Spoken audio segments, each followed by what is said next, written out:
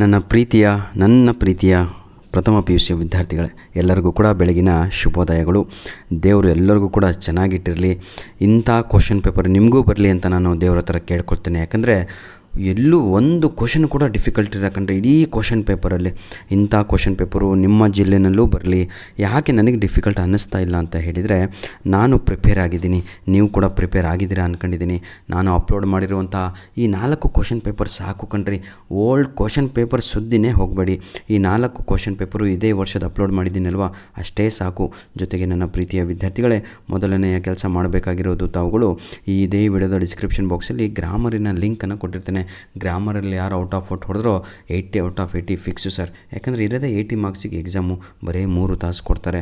ಆದರೆ ಒಂದು ಮಾತು ನೆನಪಿರಲಿ ಪ್ರತಿಯೊಬ್ಬರಿಗೂ ಕೂಡ, ಏನು ಅಂತ ಹೇಳಿದರೆ, ಹೇಗೆ ಬರಿಬೇಕು ಅಂತಲೂ ಕೂಡ ಈ ಒಂದು ವಿಡಿಯೋದಲ್ಲಿ ನಿಮಗೆ ಇನ್ಸ್ಟ್ರಕ್ಷನ್ಸ್ಗಳನ್ನು ಕೊಡ್ತಾ ಹೋಗ್ತಾನೆ. ಯಾವ ಭಾಗ ಹೇಗೆ ಬರಿಬೇಕು ಅಂತ. ಯಾಕಂದರೆ ಕೆಲವೊಂದು ಭಾಗಗಳಲ್ಲಿ ವಿತ್ ಆನ್ಸರ್ ಬರಿಬೇಕಾಗಿರುತ್ತೆ. ಬನ್ನಿ ಸರ್, ಈಗಾಗಲೇ 1 ನಿಮಿಷ ಆಯಿತು, ಕ್ಷಮಿಸಬೇಕು.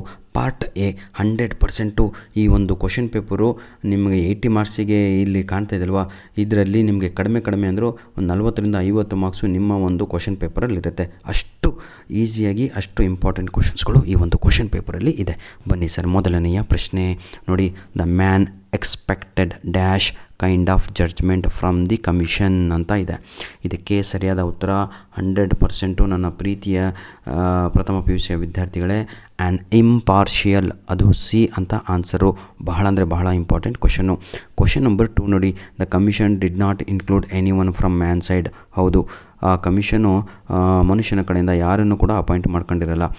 They did not understand the intricacy of jungle law ಅಂತ ಇದೆ. ಹೌದಲ್ವಾ, ಅದೇನೋ ಅದು ಇಲ್ಲಿ ಆ ಆಪ್ಷನ್ನು ನಿಮಗೆ ಯಾವುದು ಸರಿ ಅಂತ ನೀವೇ ನನಗೆ ಕಳುಹಿಸಿಕೊಡಿ. ಕ್ವಶನ್ ನಂಬರ್ 3, ಇದನ್ನು ತಲೆ ಕೆಡಿಸ್ಕೊಬಿಡಿ, ನಿಮಗೆ ಬರೋದೇ ಇಲ್ಲ ಇದು ಕ್ವಶನ್ ನಂಬರ್ 2. ಆದರೆ ಕ್ವಶನ್ ನಂಬರ್ 3ಇಂದ ಲಾಸ್ಟ್ ಕ್ವಶನ್ ಪೇಪರಿನ ಎಂಡ್ವರೆಗೂ ಕೂಡ ಎಲ್ಲ ಪ್ರಶ್ನೆಗಳು ನಿಮ್ಮ ಕ್ವಶನ್ ಪೇಪರಲ್ಲಿ 100% ಫಿಕ್ಸು. ಸ್ವಲ್ಪ ಎಕ್ಸ್ಪ್ಲೇನ್ ಮಾಡ್ತೀನಿ, ಲೇಟ್ ಆಗುತ್ತೆ ಕೇಳಿ. The school boy loves to rise in the dash ಅಂತ ಇದೆ. ಸರಿಯಾದ ಉತ್ತರ ಸಮ್ಮರ್ ಮಾರ್ನಿಂಗ್.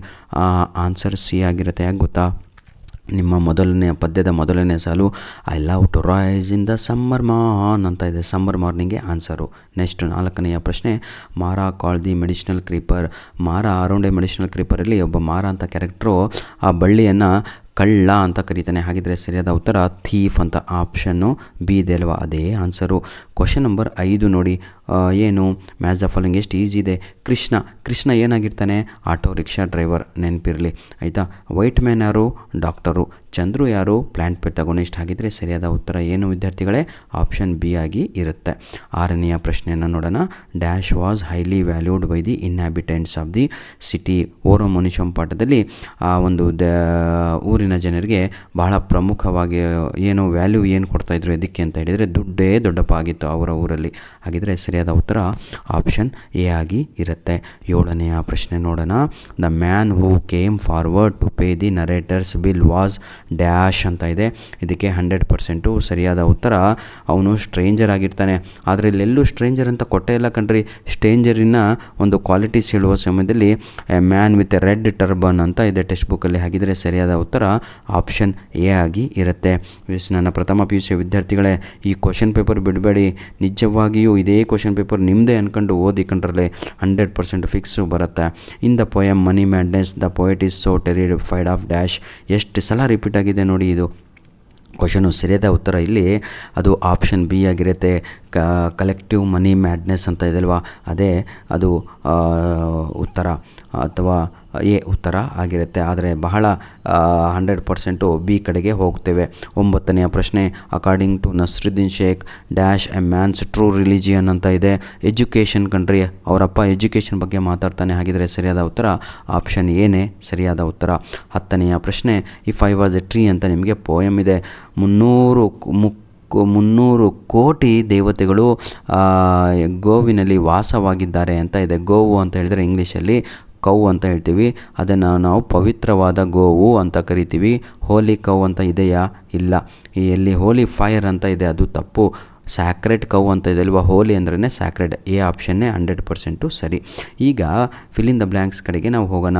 ನೋಡ್ರೋ, 100% ಇದೇ ಕ್ವಶನ್ ಪೇಪರ್ ಪ್ಯಾಟ್ರನ್ನು ನಿಮಗೂ ಕೂಡ ಇರುತ್ತೆ. ಇದೇ ಕ್ವಶನ್ ಬರುವ ಸಾಧ್ಯತೆ ಕೂಡ ಇದೆ. Fill in the blanks with appropriate articles given in the bracket ಅಂತ ಇದೆ. He is not dash honourable man ಅಂತ ಇದೆ. ಸರಿಯಾದ ಉತ್ತರ ಬಂದು ಪ್ರೀತಿಯ ವಿದ್ಯಾರ್ಥಿಗಳೇ, ಅದಕ್ಕೆ ಉತ್ತರ ಆ್ಯನ್ ಅಂತ ಬರುತ್ತೆ. ಯಾಕೆ ಬರುತ್ತೆ?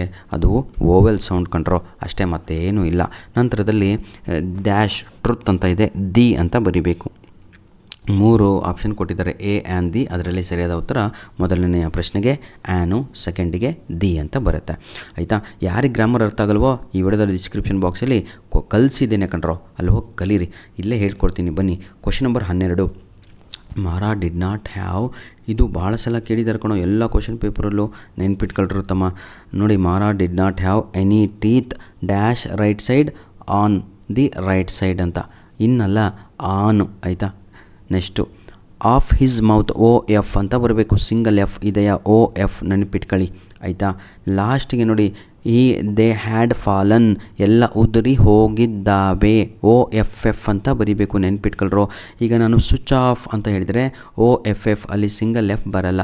ಆಯಿತಾ? ಕೆಲಸ ಮುಗಿಸ್ಲಿಕ್ಕೆ ಮುಗಿದು ಹೋಗಿದಪ್ಪ, ಆಯಿತಾ? ಅದನ್ನು ನಾವು ಓ ಡಬಲ್ ಎಫ್ ಅಂತ ಕರಿತೀವಿ.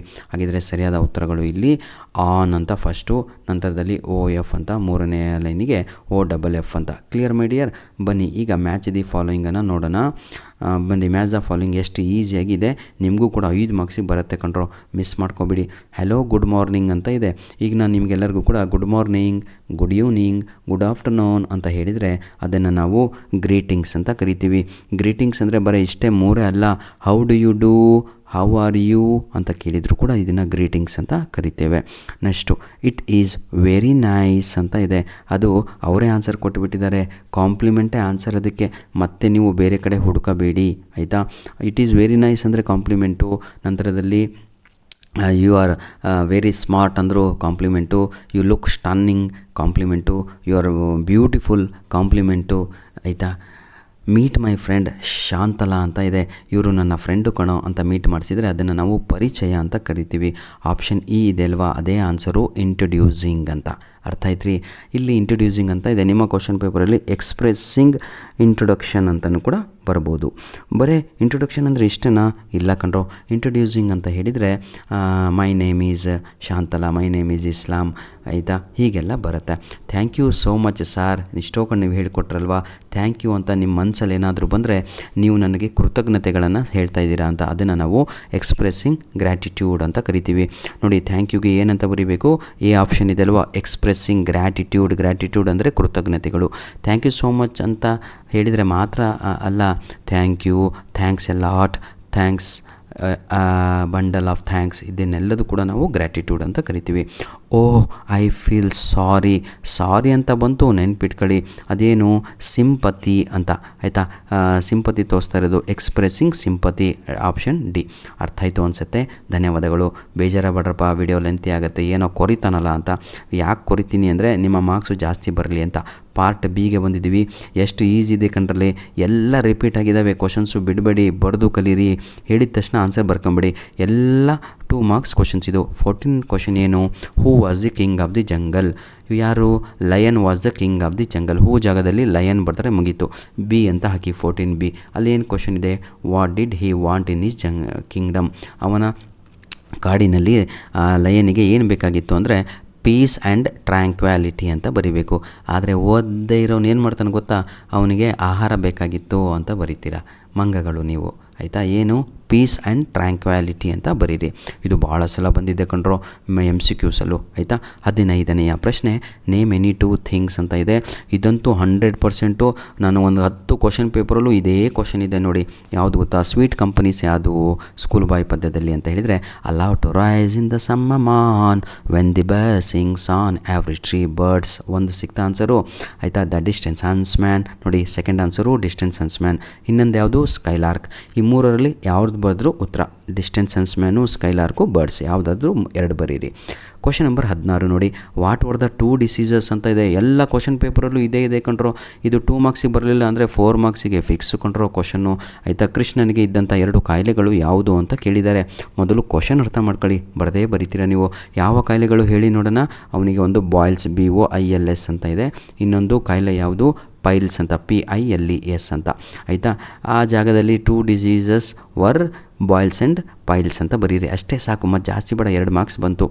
17ನೆಯ ಪ್ರಶ್ನೆ, who is the youngest head master in the world ಅಂತ ಇದೆ ಆಯಿತಾ. ಬಾಬರ್ ಅಲಿ ಅಂತ ಬರೀರಲಿ. ಸ್ಪೆಲ್ಲಿಂಗ್ ಗೊತ್ತಿಲ್ವಾ? ಇಲ್ಲಿ 23ನೇ ಕ್ವಶನಲ್ಲಿ ಬಾಬರ್ ಅಲಿ ಸ್ಪೆಲ್ಲಿಂಗ್ ಇದೆ ನೋಡಿ, ಅದನ್ನೇ ಬರೀರಿ. Next, where does he leave ಅಂತ ಇದೆ, ಅವನು ಎಲ್ಲಿ ವಾಸವಾಗಿದ್ದಾನೆ. ನೀವೇನು ಬರೀತೀರಾ ಗೊತ್ತಾ? ಇಂಡಿಯಾ ಅಂತ ಬರೀತೀರಾ. ಕರೆಕ್ಟ್ ಆನ್ಸರೇ, ಆದರೆ ಏನು ಬರೀಬೇಕು ಗೊತ್ತಾ? In West Bengal state in Murshidabad district ಅಂತ ಬರೀಬೇಕು.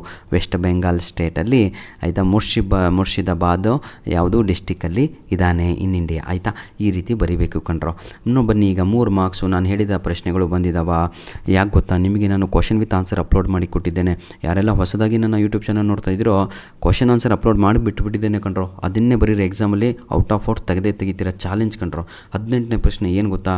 Y was the commission of enquiry appointed by the king of the jungle. King of the jungle ಅಂದ್ರೇ ಕಿಂಗ್ ಲಯನ್ ಅಂತ ಆಯಿತಾ. ಹಾಗಿದ್ರೆ ಇದನ್ನು ನಾನು ನಿಮಗೆ ಪೇಜ್ ನಂಬರ್ 2ನಲ್ಲಿ ಇರುವಂಥದ್ದೇ ಆನ್ಸರ್ ಇದು ನಿಮ್ಮ ಟೆಕ್ಸ್ಟ್ ಬುಕ್ಕಲ್ಲಿ ಆಯಿತಾ. ಇದು ಟ್ರೂ ಸ್ಟೋರಿ. ಇದು once upon a time there was a elephant who made a friendship with a man who came to help asking help. ಈ ರೀತಿಯಾಗಿ ಬರಿತಾ ಹೋಗಬೇಕು. Question number 19, what does the boy love to do on the summer morning ಅಂತ ಇದೆ. First stanza ನೀಟಾಗಿ ಗಟ್ಟು ಹೊಡೆದಿರಲ್ವ, ಅದನ್ನೇ ಬರೆದುಬಿಡ್ರೋ, ಮುಗದೇ ಹೋಯ್ತು, marks ಕೊಡ್ತಾರೆ. ಸ್ವಲ್ಪ ಎಕ್ಸ್ಪ್ಲನೇಷನ್ ಮಾಡಬೇಕು. ಕ್ವಶನ್ ನಂಬರ್ 20 ನೋಡಿ, ವೈ ಹ್ಯಾಡ್ ಮಾರ last is teeth on the right side ಅಂತ ಇದೆ. ಒಂದು ಕ್ವಶನ್ ಪೇಪರ್ ನಾನು ನಿಮ್ಗೆ ಅಪ್ಲೋಡ್ ಮಾಡಿಕೊಟ್ಟನು, ಅದೆಲ್ಲ ಹೆಂಗಿದೆ ಗೊತ್ತಾ? What was a story narrated by the Mara to the Purnachandra Tejaswi about his teeth ಅಂತ ಇದೆ. ಮಾರ ಪೂರ್ಣಚಂದ್ರ ತೇಜಸ್ವಿಗೆ ತನ್ನ ಹಲ್ಲಿನ ಬಗ್ಗೆ ಏನು ಕಥೆಯನ್ನು ಹೇಳ್ತಾನೆ ಅಂತ, ಅದೇ ಆನ್ಸರು, ಇದೇ ಆನ್ಸರು, ಎರಡೂ ಕೂಡ ಸೇಮು. ಇದನ್ನು ಕೂಡ ನಾನು ಅಪ್ಲೋಡನ್ನು ಮಾಡಿಕೊಟ್ಟಿದ್ದೇನೆ. ವಿತ್ ಕೀ ಆನ್ಸರ್ ಇದೆ ಕಣ್ರೋ. ಭಾಳ ಈಸಿಯಾಗಿ ಇರುವಂತಹ ಕತೆ, ಬರೀರಿ, ಎಕ್ಸಾಮಲ್ಲಿ ಬಿಡಬೇಡಿ. ನೋಡಿ, what short of people were living in the big city in Oru Manushyan ಅಂತ ನಾನು ನಿಮ್ಗೆ ಹೇಳಿದೆ. ಈ ಕ್ವಶನ್ ಫಿಕ್ಸೋ ಅಂತ ಆಯಿತಾ. ಓರೋ ಮನುಷ್ಯಂ ಪಾಠದ 2ನೇ ಪೇಜಲ್ಲೇ ಲಾಸ್ಟ್ ಒಂದು ದೊಡ್ಡ ಪ್ಯಾರಾಗ್ರಾಫ್ ಇದೆ, ಆ 7 ಲೈನ್ ಇದೆ. ಅದರಲ್ಲಿ ಈಗ ನಿಮಗೆ ಕೇಳಿರುವಂಥದ್ದು ಇಲ್ಲಿ ಬರೇ ಪೀಪಲ್ ಬಗ್ಗೆ ಕೇಳಿದ್ದಾರೆ. ಭಾಳ ಈಸಿ ಕಂಡ್ರು. ಅವರು ಕಳ್ಳರು, ದೊಡ್ಡರಿಗೌಡರು, ಕೊಲೆಗಾರರು, ಅದನ್ನು ಇಂಗ್ಲೀಷಲ್ಲಿ there were thief, robbers, pickpocketers ಆಯಿತಾ, ಮರ್ಡರರ್ಸ್, ಈ ರೀತಿಯಾಗಿ ಬರೆದ್ರೆ ಮುಗೀತು ಕಂಡ್ರೆ 2-3 ಮಾರ್ಕ್ಸ್ ಕೊಡ್ತಾರೆ. ಕ್ವಶನ್ ನಂಬರ್ 22 ನೋಡಿ, ನೀವು ಇಲ್ಲಿ ಮನಿ ಮ್ಯಾಡ್ನೆಸ್ಸಿನ ಸಮ್ಮರಿ ಬರೆದ್ರೆ ಮುಗೀತು, ಅಪ್ಲೋಡ್ ಮಾಡಿ ಕೊಟ್ಟಿದ್ದೇನೆ, ಅದನ್ನೇ ಬರೀರಿ. ಕ್ವಶನ್ ನಂಬರ್ 23 ನೋಡಿ, ಬಾಬರಲ್ಲಿ take the initiative to start his own school ಅಂತ ಇದೆ. ಭಾಳ ಈಸಿ ಕಣ್ರಿ ಆಯಿತಾ. ಇದನ್ನು ಅಪ್ಲೋಡನ್ನು ಮಾಡಿಕೊಟ್ಟಿದ್ದೇನೆ, ಬರೀರಿ. ನಂತರದಲ್ಲಿ ಏನಿದು 4 ಅಂಕದ ಪ್ರಶ್ನೆಗಳು. Peace is costly but it is worth ಅಂತ ಇದೆ. ಇದು ಪೂರ್ತಿ ನಿಮ್ಮ ಸಮ್ಮರಿ ಆಗಿರುತ್ತೆ, ಸ್ವಲ್ಪ ಕ್ರಿಟಿಸೈಸ್ ಮಾಡಿ ಬರೀಬೇಕು. ಹಾಟ್ ಕ್ವಶನಿಗೆ ಹೋಗುತ್ತೆ, ಬೇಡವಾ ಬಿಟ್ಟಾಕ್ಬಿಡಿ. Describe the boys experience in the school ಅಂತ ಇದೆ. ಇದು summary of the school boy ಬರೆದ್ರೆ ಮುಗದೇ ಹೋಯ್ತುಕೊಂಡ್ರೆ 25ನೇ ಪ್ರಶ್ನೆ ಅಪ್ಲೋಡ್ ಮಾಡಿ ಕೊಟ್ಟಿದ್ದೇನೆ, ಹೋಗಿ ನೋಡಿಕೊಂಡು ಕಲೀರಿ. ನೆಕ್ಸ್ಟ್ 26ನೇ ಪ್ರಶ್ನೆ, ಹೌ ಡಿಡ್ ತೇಜಸ್ವಿ ಅಂದರೆ Poornachandra Tejaswi and is a friend conducted the milk experiment ಅಂತ ಇದೆ. ಭಾಳ ಈಸಿ, ಇದು ಕೇಳಲ್ಲ ಆದರೆ ಕೇಳಿದರೆ ಭಾಳ ಈಸಿಯಾಗಿರುವಂಥದ್ದು. ಇದು ಬೇಡವಾ ಬಿಟ್ಟಾಕ್ಬಿಡಿ. 27ನೇ ಕ್ವಶನ್ ನೋಡಿ, 100% ಫಿಕ್ಸ್ ಕಂಡ್ರು, ಓದರಲ್ಲೇ ಇದೇ ಕೊಡ್ತಾರೆ ಅಂತ ಹೇಳಿದ್ನಲ್ವಾ. Give an account of the embarrassing experience of the narrator at the restaurant ಅಂತ ಇದೆ. ನಾನು 1 ಶಾರ್ಟ್ ವಿಡಿಯೋ ಅಂತ ಮಾಡಿದ್ದೀನಿ ನೋಡಿ, ನನ್ನ ಪ್ರಥಮ PUC ವಿದ್ಯಾರ್ಥಿಗಳಿಗೆ 1 short video, 1 mark, 2 mark, 3 mark, 4 mark ಅಂತ. ಅದರಲ್ಲಿ ಆನ್ಸರ್ ತೋರಿಸಿದ್ದೀನಿ ಎಲ್ಲಿದೆ ಟೆಕ್ಸ್ಟ್ ಬುಕ್ಕಲ್ಲಿ ಅಂತ. ಹಾಗೂ ನಾನು ಕೂಡ ಅಪ್ಲೋಡನ್ನು ಮಾಡಿಕೊಟ್ಟಿದ್ದೇನೆ, ಅದನ್ನೇ ಬರೀರೋ. Out of marks 27. ಯಾಕಂದರೆ 6 ಕ್ವಶನ್ ಕೊಟ್ಟು 3 ಬರೀರಿ ಅಂದಿದ್ದಾರೆ ಆಯಿತಾ. ಭಾಳ easy. Next write note on ಬಾಬರಲ್ಲಿ ಆಫ್ಟರ್ನೂನ್ ಸ್ಕೂಲ್ ಅಂತ ಇದೆ. ಇದು ಬೇಡವಾ ಬಿಟ್ಟಾಕ್ಬಿಡಿ. ಈ 5 ವಾಸ್ ಎ ಟ್ರೀ ಸಮ್ಮರಿ ಬರೀರೋ, ಮುಗ್ದ ಹೋಯಿತು. ಕ್ವಶನ್ ನಂಬರ್ 29, 100% 80 ಔಟ್ ಆಫ್ 80 ತೆಗಿಬೋದು. ಪಾರ್ಟ್ ಸಿ ನೋಡಿ, ನಿಮಗೆ 9 ಮಾರ್ಕ್ಸಿಗೆ ಬರುತ್ತೆ, ಕರೆಕ್ಟಾಗಿ ಕೊಟ್ಟಿದ್ದಾರೆ. ಇದು ಒಂದು ಯಾವ ಜಿಲ್ಲೆದು ಅಂತ ಹೇಳ್ತಾರೆ, ಉಡುಪಿ ಜಿಲ್ಲೆಯ ಒಂದು ಪ್ರಶ್ನೆ ಪತ್ರಿಕೆ ಆಗಿರುತ್ತೆ. ಧನ್ಯವಾದಗಳು ಪ್ರಶ್ನೆ ಪತ್ರಿಕೆಗಳನ್ನು ಕಳಿಸಿಕೊಟ್ಟವರಿಗೆ. ಯಾಕೆ ಗೊತ್ತಾ, 10 ಜನ ಕಳಿಸ್ಕೊಟ್ಟಿದ್ದಾರೆ. 10 ಜನರ ಹೆಸರು ನಾನೀಗ ನೋಡ್ಕೊತ ಹೋದರೆ ನಿಮಗೆ ಸಮಸ್ಯೆ ಆಗುತ್ತೆ. ಹಾಗೂ ಎಲ್ಲ 10 ಜನರು ನನಗೆ ಕ್ಷಮಿಸಬೇಕು. ಬನ್ನಿ, ಈಗ ಕ್ವಾಲಿಫೈಡ್ ಅಂತ ಇದೆ, ಇದಕ್ಕೆ ಆ್ಯಂಟೋನಿಮ್ ಬರೀರಿ ಅಂತ ಇದೆ. ಇದಕ್ಕೆ ಸರಿಯಾದ ಉತ್ತರ ಬಂದು ಡಿಸ್ಕ್ವಾಲಿಫೈಡೇ ಸರಿಯಾದ ಉತ್ತರ.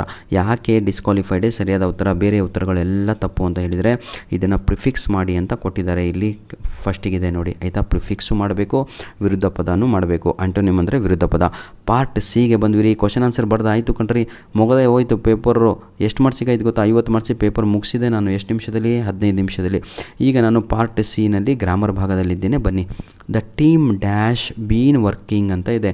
ದ ಟೀಮ್ ಅಂದರೆ ಸಿಂಗ್ಯುಲರ್ ಅಲ್ವಾ, ಹಾಗಾಗಿ ಅಲ್ಲಿ ಹ್ಯಾಸ್ ಅಂತಲೇ ಬರೀಬೇಕು. ಅದೇ ಸರಿಯಾದ ಉತ್ತರ. ಅರ್ಥ ಆಯ್ತಾ. ನೆಕ್ಸ್ಟ್ ಡ್ಯಾಶ್ ಏನಿದೆ, ಸಮ್ ಮೆಂಬರ್ಸ್ ಡ್ಯಾಶ್ ಅಂತ ಇದೆ. ಮೆಂಬರ್ಸ್ ಅಂದರೆ ಬಹುವಚನ, ಹಾಗಾಗಿ ಈ ಡ್ಯಾಶಿಗೆ RARE ಅಂತ ಬರಬೇಕು. Very good. ವೈಲ್ ಅದರ್ಸ್ ಅಂತ ಇದೆ. ಅದರ್ಸ್ ಅಂದರೆ ಅದು ಬಹುವಚನ, ಹಾಗಾಗಿ ಡ್ಯಾಶಲ್ಲಿ ARER ಅಂತ ಬರಬೇಕು.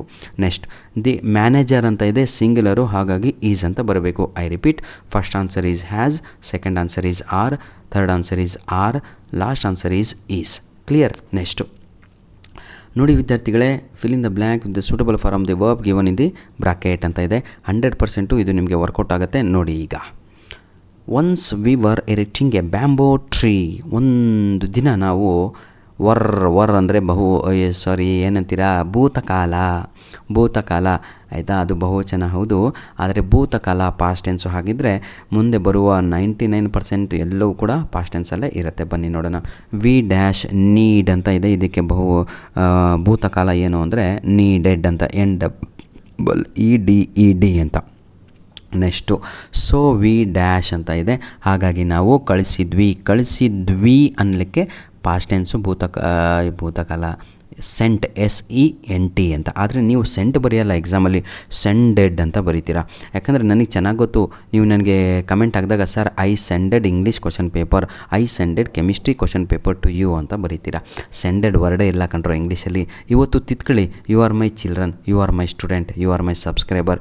ಸೆಂಡ್ ಅನ್ನಿಗೆ ಪಾಸ್ಟ್ ಟೆನ್ಸ್ ಏನು ಗೊತ್ತಾ, ಸೆಂಟ್ SENT ಅಷ್ಟೇ. ಆಯಿತಾ. Very good. ನೋಡಿ, ಸಣ್ಣಪ್ಪ ಹೋಗ್ತಾನೆ to bring some creepers, he brought ಅಂತ ಬರೀಬೇಕು. ಬ್ರಿಂಗಿಗೆ ಪಾಸ್ಟ್ ಟೆನ್ಸ್ ಏನು ಗೊತ್ತಾ, ಬ್ರಾಟ್. BROUGHT, OUGHT ಅಲ್ಲ, BROUGHT. ಆಯಿತಾ, ಆರ್ ಬರಬೇಕು. ನೆಕ್ಸ್ಟ್ ಲಾಸ್ಟಿಗೆ ಇಲ್ಲಿ ಸ್ವಲ್ಪ ಬ್ರ್ಯಾಕೆಟಲ್ಲಿ ತಪ್ಪಾಗಿದೆ, ಅದು ಪೆನ್ನಲ್ಲ, ಓಪನ್ ಅಡ್ಜಸ್ಟ್ ಮಾಡ್ಕೊಂಡು ಬರೀಬೇಕು ತಮ್ಮ. ಎಕ್ಸಾಮಲ್ಲಿ ನೀವು PUC, ಅದಕ್ಕೆ ಸರಿಯಾದ ಉತ್ತರ opened, OPEND, opened. Next question number 32, rearrange ಅಂತ ಇದೆ. ಭಾಳ ಈಸಿ.